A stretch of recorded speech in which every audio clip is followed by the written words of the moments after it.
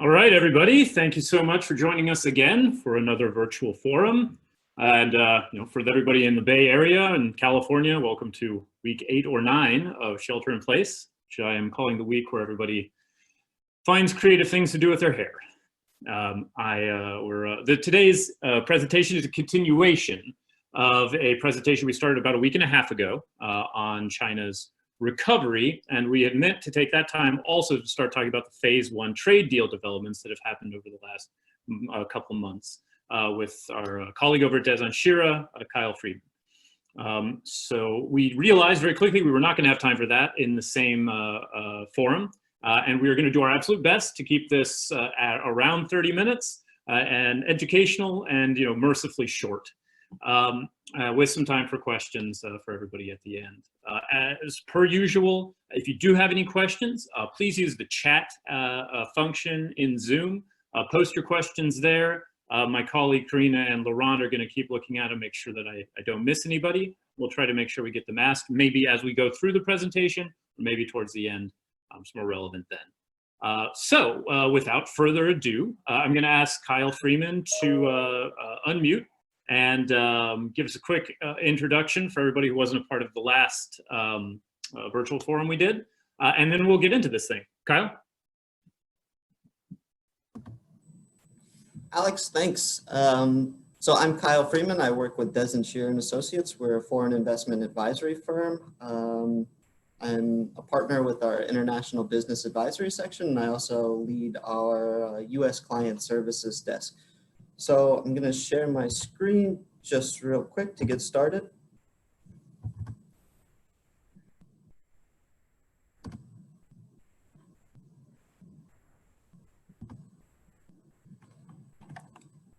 So Alex, I think it's actually convenient that we delayed this a little bit because in the period between our last presentation and now, we do have some discussion of this topic now. Last week, President Trump raised the issue of the phase 1 trade deal. So what is the phase 1 trade deal? Just briefly, it was signed in January, so mid-January, and it was effective 30 days after the signing, so effective from February 14th. As of last week, it appears that President Trump may be re-looking at the deal because of various reasons, which we'll go into more detail later. But I just want to read his comment from last week. He says, "We're going to have to see what's going on because of what happened." So I assume he's saying what's going on with the trade deal or the purchases within the trade deal. And he said, "They took advantage of our country. Now they have to buy. And if they don't buy, we will terminate the deal." Very simple. So I think as we go through this, we can look at the various components of the deal, what China has been doing during the few months since signing, and also talk about the purchase commitments in a little bit more detail since President Trump has referenced those. Yeah, those purchase commitments are pretty interesting. I know we're going to get to them in a minute, but there's a lot behind that, the number that is kind of been agreed to for each of these industries. And that, where that number is not necessarily entirely reflective of what actually is going to get bought. Still, it could be a good opportunity if you are in one of those industries that has at least some solid purchase commitment identified in this trade agreement. Yeah, I think that's correct. I think there's a lot of opportunities for various industries within the purchase commitments. I also think as far as some of the other commitments in the trade agreement, as far as standards that are being set, IP protection, market access issues that are addressed, I think there's also advantages for various industries, and we can go into those. Before we go into the details of the agreement, I think we'll first look at the tariffs, because we do have some changes to the tariffs given the phase 1 agreement. Then we'll go into the actual structure of the agreement at a high-level overview and look at some of the commitments in the agreement. And then we'll look at the dispute resolution procedure, given that President Trump has mentioned that he may potentially terminate the deal. I think it's important that we understand the dispute resolution mechanism within the deal and how that works. Yeah, and let's save a minute for that if we can, because it's actually a little complicated, more complicated than I was prepared for. Obviously, that shouldn't be surprising, but it's interesting. So I'd like to, let's not lose time for that. Okay, sure. Yeah, actually, the dispute resolution mechanism is quite novel as far as the deal itself. The deal, if you look at it, is about 90 pages, but it's pretty straightforward. It's very simple to read as compared to other trade deals. But again, let's first look at the tariffs. So this is a schedule of the tariffs. We have two types of tariffs going on here, one from the US side and one from the Chinese side. So the US side is on the left-hand side of your screen, and the Chinese tariffs are on the right-hand side of your screen. The tariffs are implemented in 4 phases, basically, or what we call list as far as tariff list. These started in July of 2018 and escalated quite quickly after that. So in a series of 3 months, we had tariffs on a large swath of goods. And conversely, we had tariffs enacted on the Chinese side. So the US tariffs are enacted are called Section 301 tariffs. Those 301 tariffs, 301 refers to 301 of the Trade Act of 1974. So a fairly obscure regulation that wasn't really used before now. You can see that the majority of the tariffs were first implemented in 2018. Then we had an escalation of these tariffs in May of 2019, and subsequently in September of 2019, we see the 4th list of tariffs. So the 4th list is actually broken into 2 distinct different lists. There's 4A and 4B. And as part of the phase 1 agreement, we do see some changes in list 4, basically.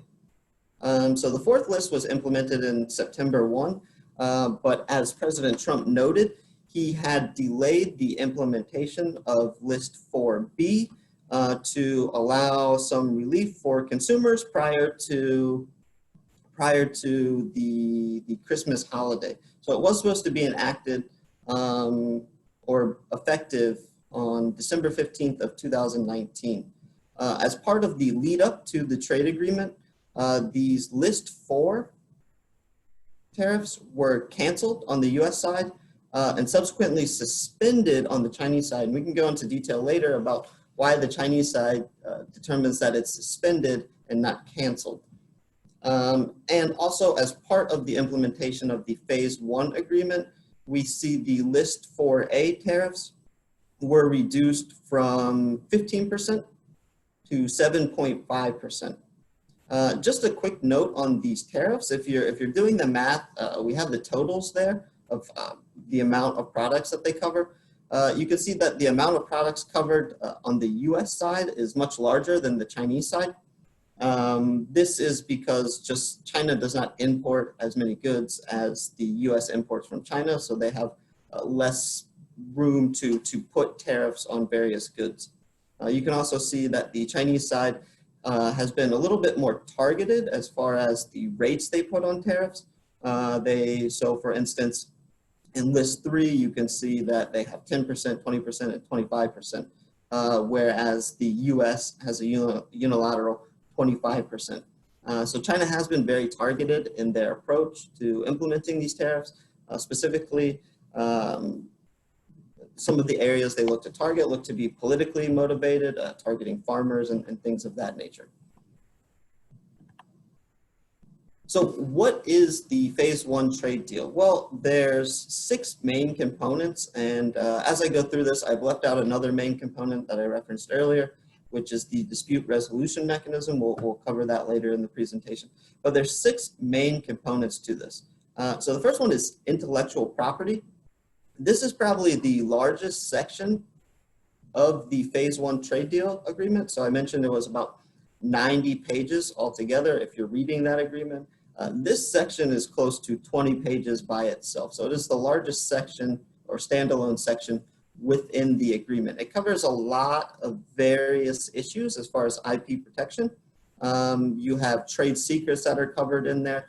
pharmaceutical related IP, geographical indications being, say, references to where a good came from, something like, is tequila grown in the tequila region? That's not a US good, but that's a known example.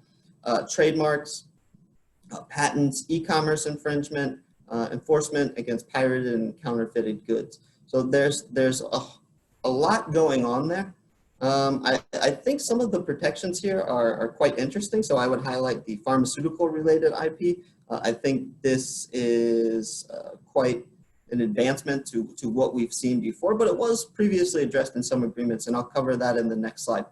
So forced technology transfer. This is a large term that's thrown around, but to define forced technology. We could be, I know on the next slide, we're going to see a couple examples of where these chapters of the trade deal are going to be affecting things. So I mean, I understand the pharmaceutical related IP is interesting. Can we love to connect that to something like kind of tangible if possible, if you've got any examples?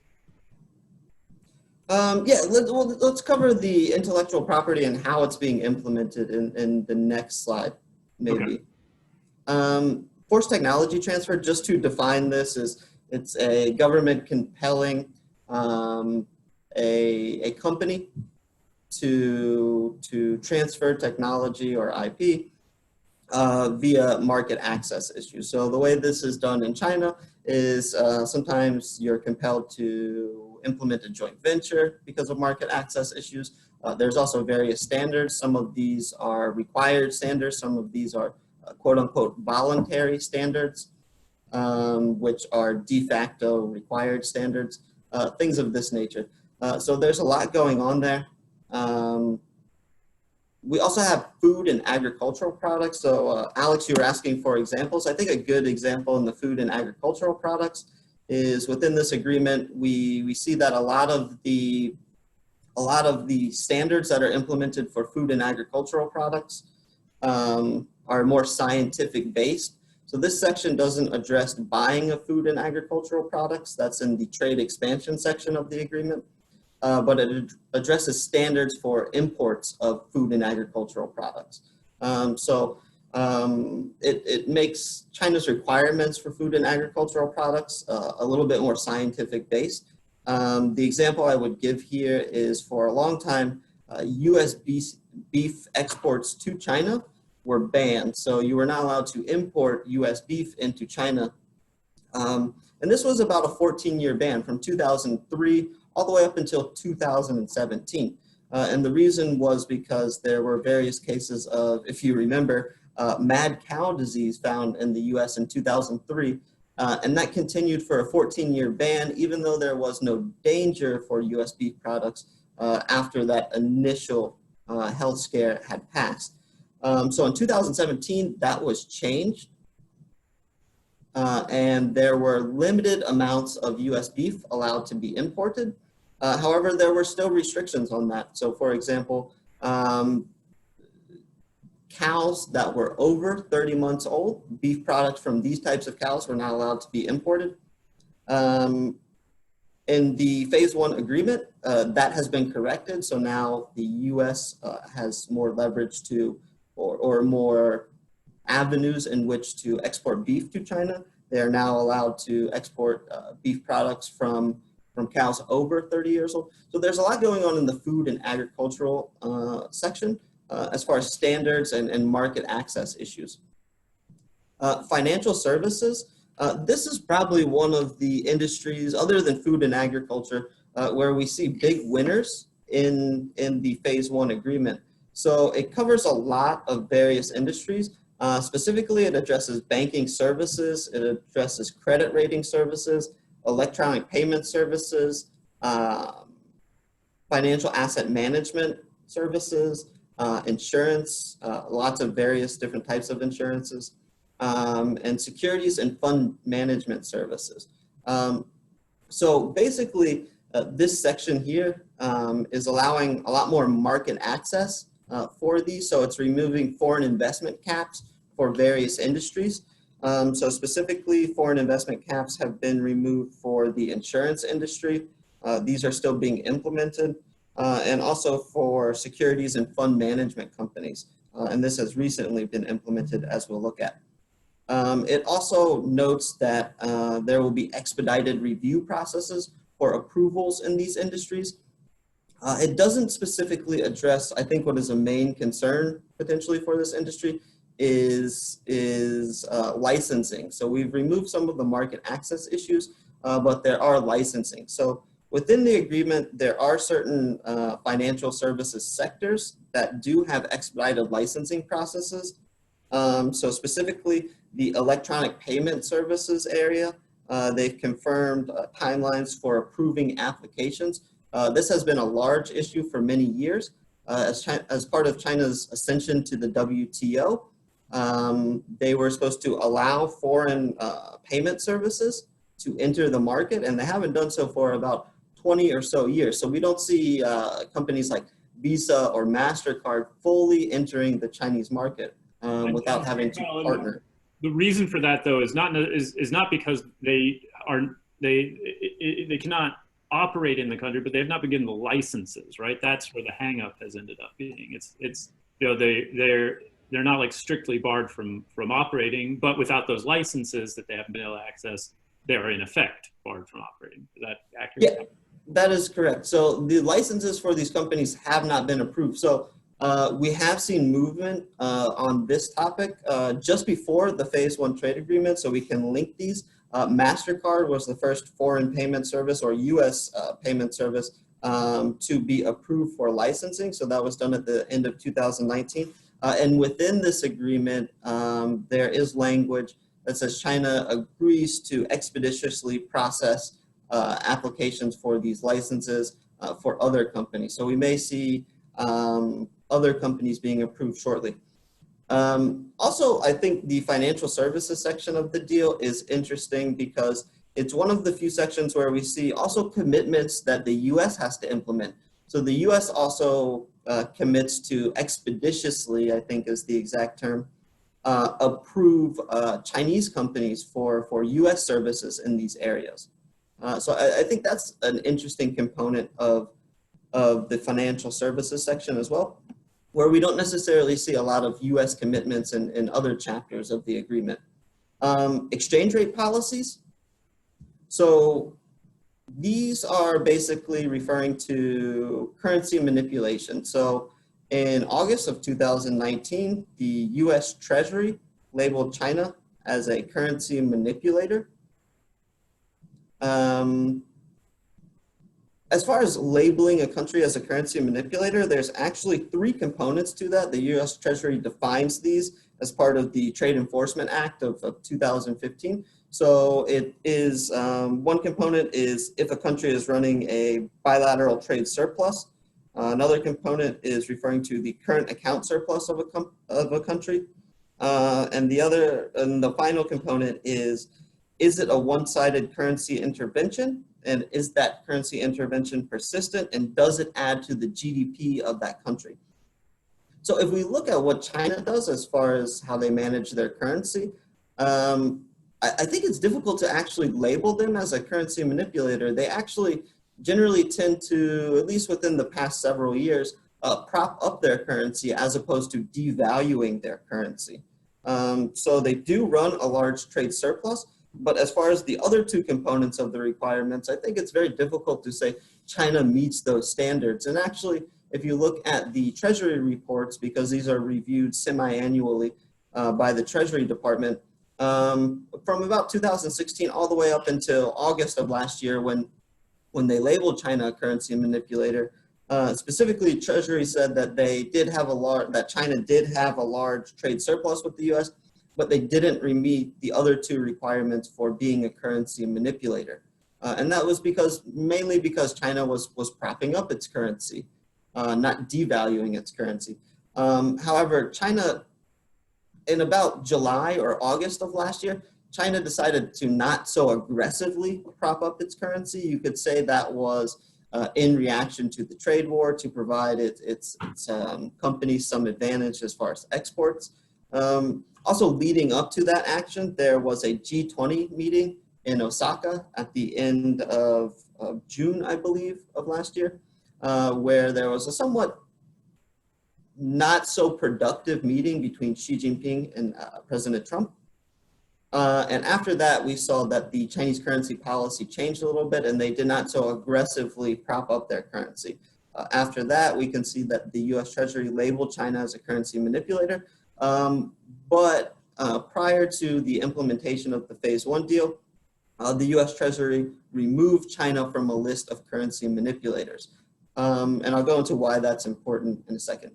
I remain terrible at managing time, like usual, so apologies to everybody. If I would love to get to this item on trade service expansion, and specifically if we could look into that to those the trade purchase commitments. Do you think we take a moment to do that now before?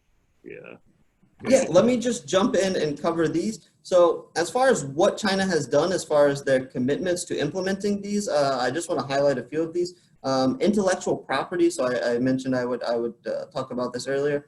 Intellectual property, as part of the commitment, China has to submit an intellectual property action plan. So they have actually released the intellectual property action plan. This was released by the National Intellectual Property Administration of China. This action plan follows up a state council release of a similar action plan in November of 2019, so November of last year.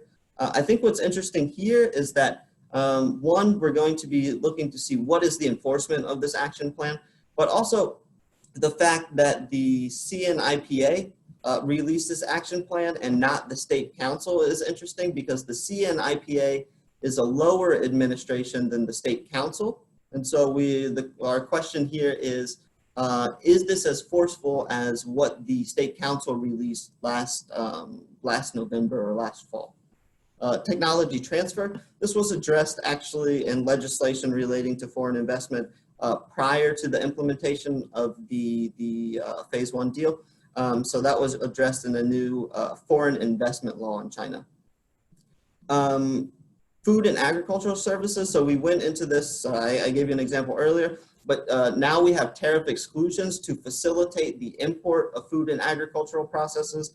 Some restrictions have been lifted, and there are approved export facilities for grains and cereals and other agricultural products. These export facilities being in the US, and they're approved to export directly to China.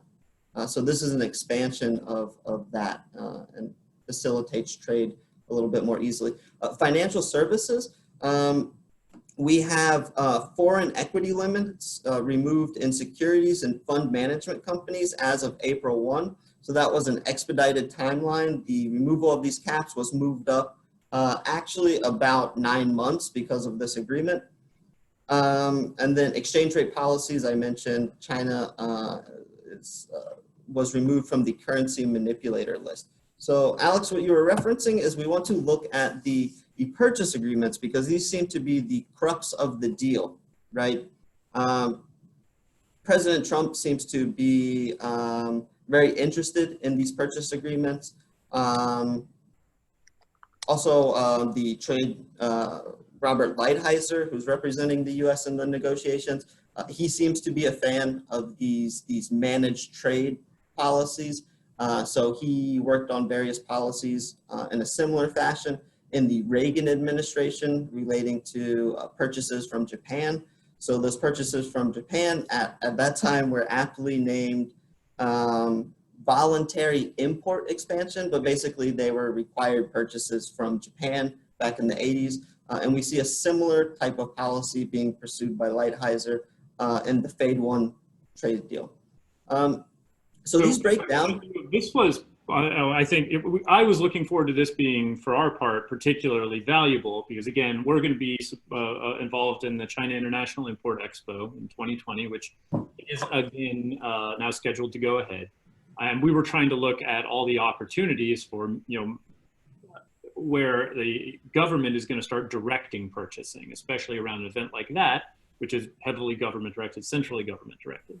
And looking at these numbers, and Kyle helped me understand this earlier, the price of crude oil obviously is not what it was when these numbers were agreed to. So these are actually all reflective, not necessarily of a purchasing amount. They might not actually buy, as an example, $18.5 billion in 2020 of, liquid natural gas or crude oil, et cetera. They're going to buy an amount that corresponded to a price at the time that was agreed to. So they may end up actually purchasing considerably less or more than whatever that number is. That's actually a volume agreement rather than a dollar value. Yeah, so maybe I'll explain these numbers a little bit. They're a little bit weird. So these dollar amounts are actually an increase amount of purchases from 2017. So they've taken 2017 as the base year, and they said we want to increase purchases from 2017, which would be the year prior to the trade war, and we want to increase them by this amount.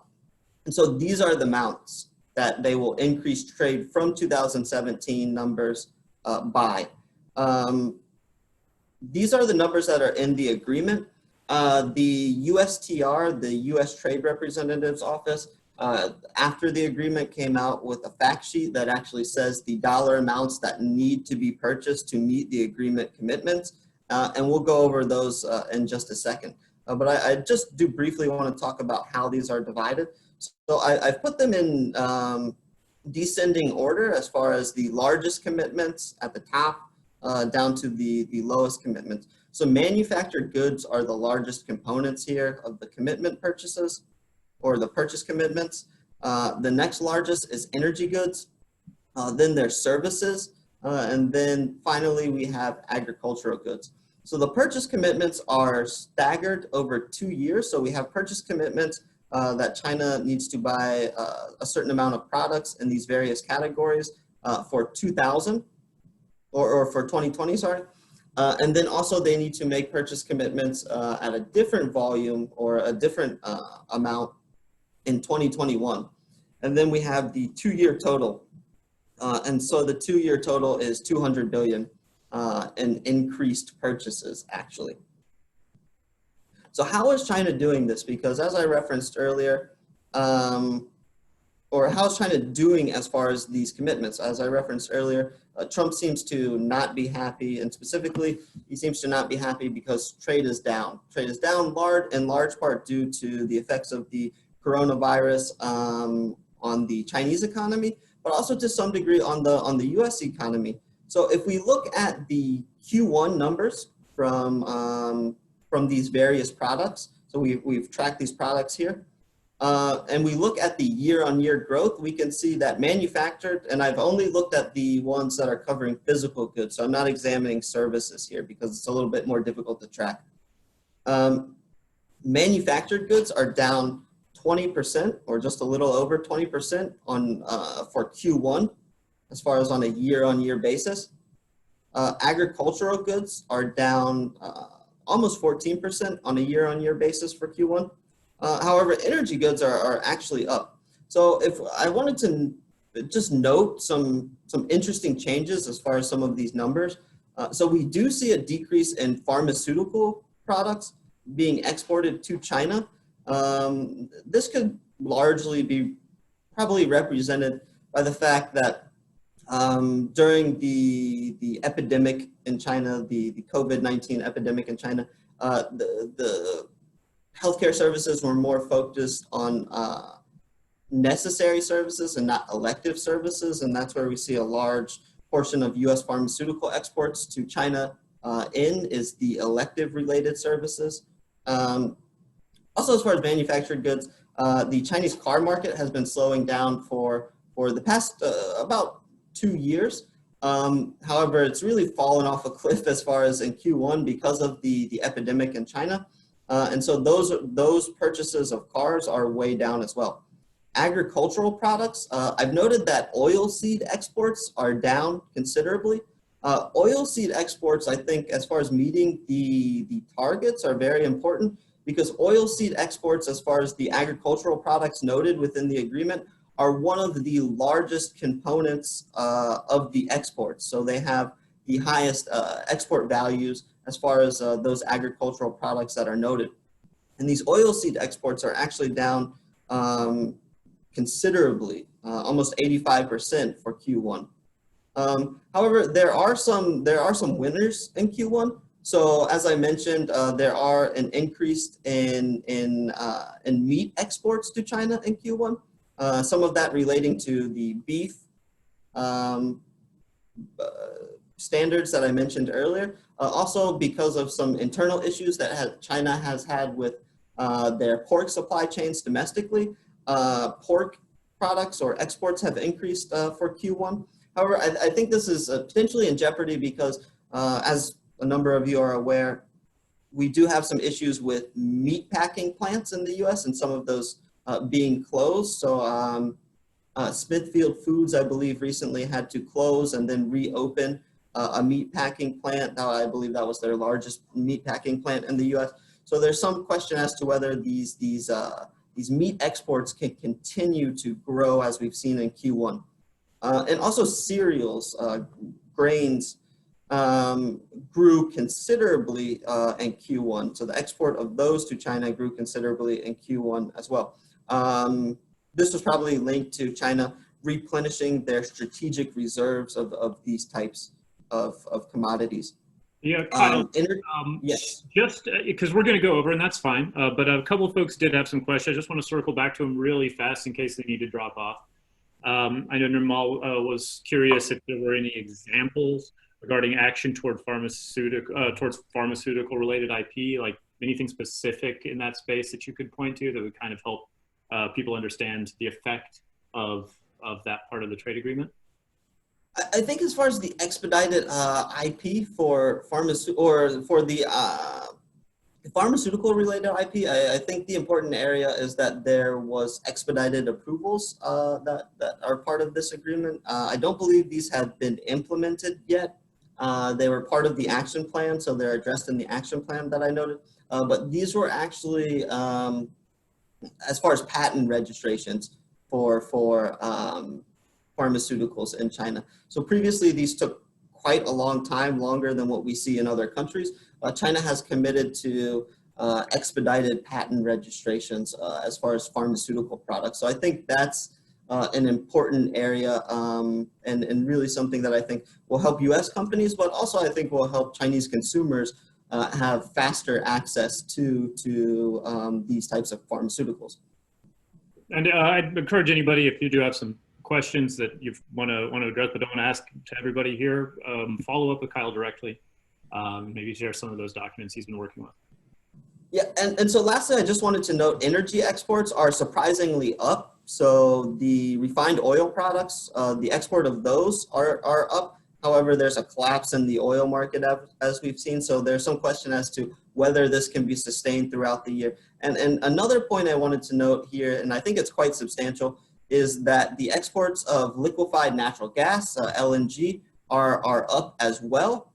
And we've actually seen the first exports of LNG from the US to China since about 2018. So I think that's a significant development as well. So I mentioned the purchase commitments, and I just want to wrap up on this note. I mentioned the purchase commitments and what these look like.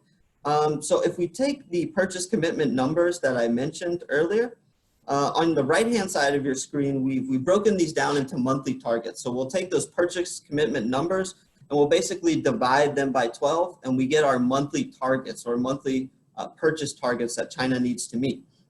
On the left-hand side of your screen, we have the baseline for the purchase increase. These are the 2017 numbers that I mentioned earlier. And then over here in the red box on the right-hand side of your screen, we have the Q1 purchases. So we can compare those very conveniently to the monthly targets right to the right of that red box.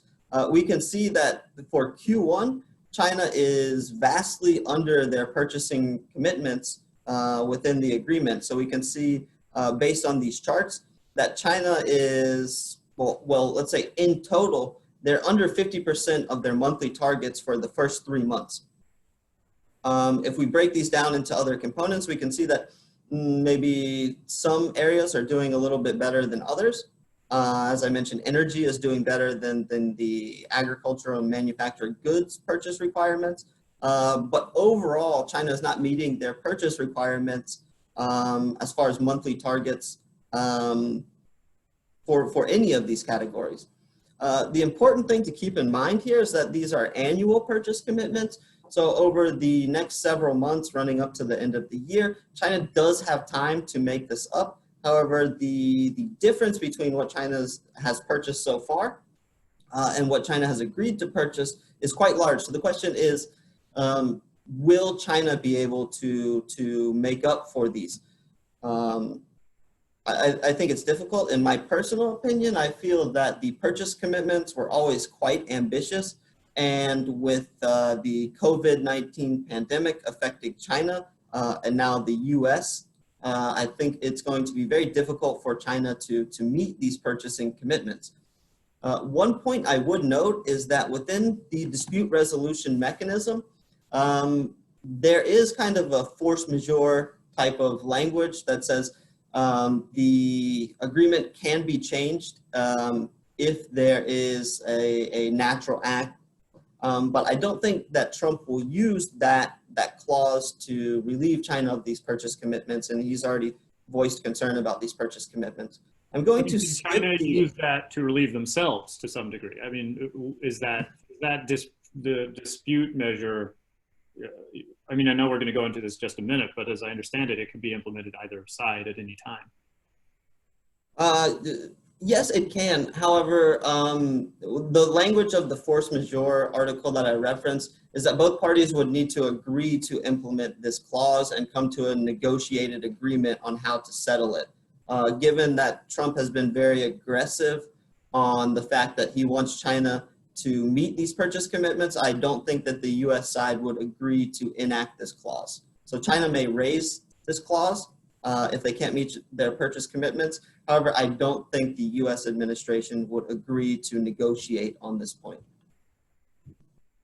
This is kind of the framework of the discussions. We have macroeconomic meetings, we have a trade framework group, and we have a bilateral evaluation and dispute resolution office.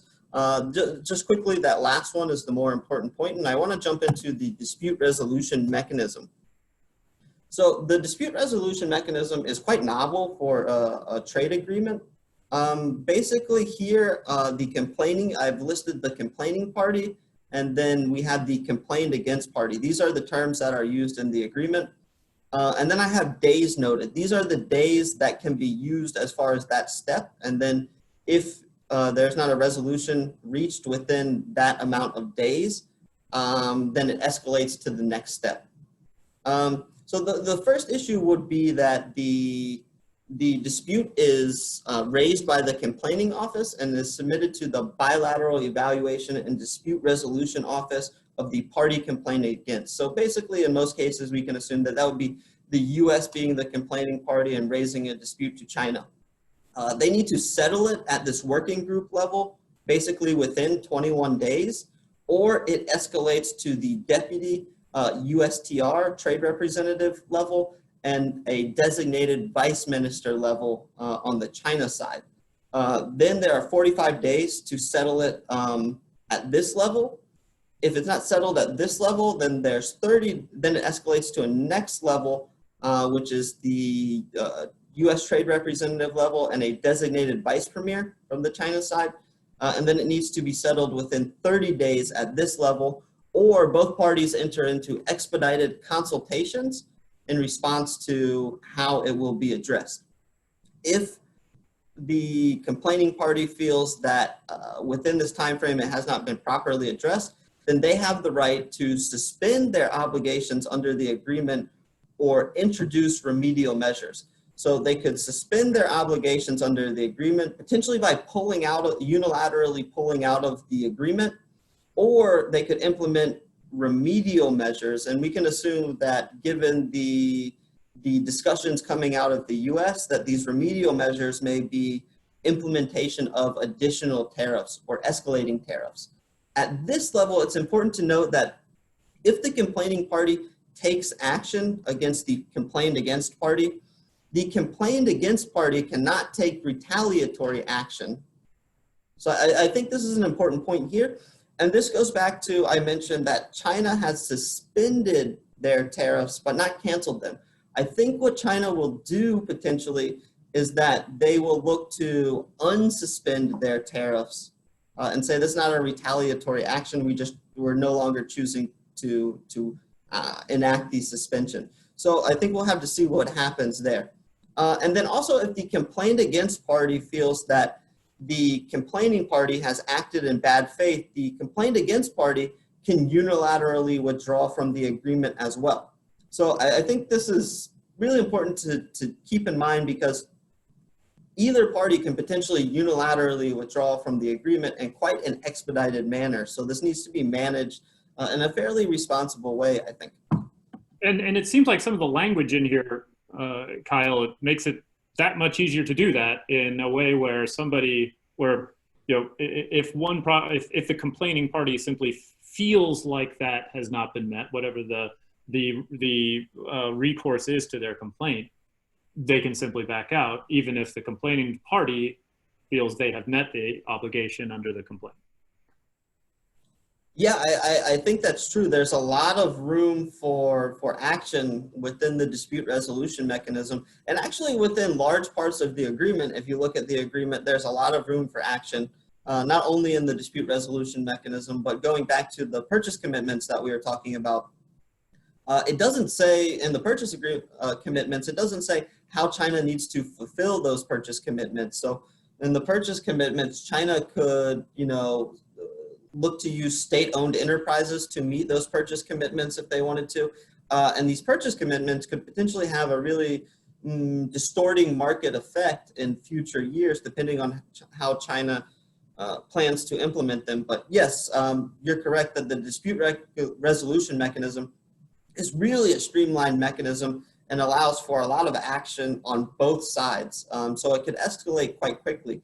One point I would note here in the dispute resolution mechanism is that the complaining party could also choose to skip the first two steps that are noted in our graph here and raise the issue directly at the USTR and vice premier level, in which case it means that there will be 30 days potentially to solve the problem, or the dispute would escalate quite rapidly. So I think that's also something that needs to be watched in the dispute mechanism that could potentially be used if the U.S. administration was not happy with the way the deal was going.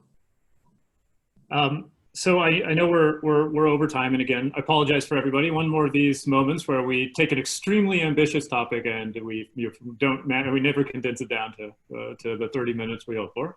But I always find these educational. I did have one question here for you. There was a curiosity if the phrase pandemic was actually listed in any of the force majeure clauses as a natural event. I don't know if you know that, or if there's somewhere people could look that up. No, so the force majeure clause is not actually deemed a force majeure clause. They actually use some type of other language, and if you were to compare it to commercial contracts, the one used in this agreement is actually very simple. I think it just references some type of negative natural event or something like that. The specific language is not what I just mentioned, but it doesn't mention a pandemic. I think this provides the parties potential flexibility in resolving some of their issues. But again, I'm not optimistic that it will be used or agreed to by the US side. So I believe that's in the dispute resolution clause there, or our section of the agreement.